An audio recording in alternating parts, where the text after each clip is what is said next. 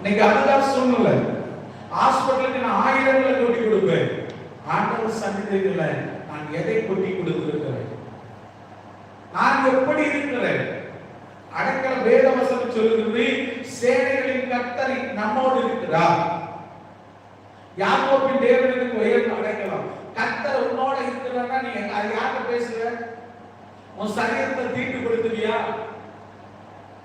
அவர் உன்னோட இருந்தா நீ அவிசுவாசமா இருப்பியா? பிரச்சனையோட இருப்பியா?